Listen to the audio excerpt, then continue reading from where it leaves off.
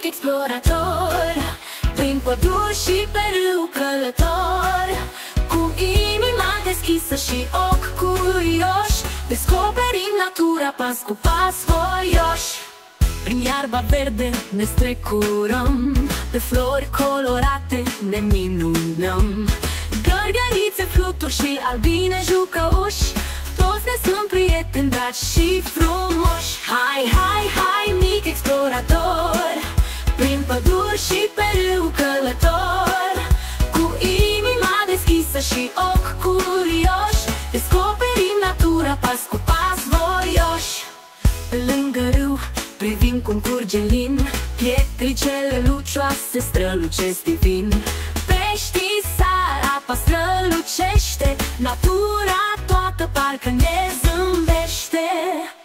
Hai, hai, mic explorator, prin păduri și pe râu călător, cu inima deschisă și ochi curioși, descoperim natura pas cu pas voioși.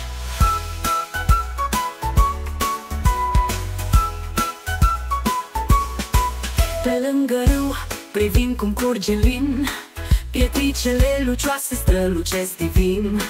Peștii sar, apa strălucește, natura toată parcă ne zâmbește. Hai, hai, hai, mic explorator, prin păduri și pe râu călător, cu inima deschisă și ochi curioși, descoperim natura pas cu pas voioși. Urcăm pe dealuri, privim de sus, munții în zare parcă ne-au spus cuvântul prieten învățat și voi să rămâneți mici exploratori eroi.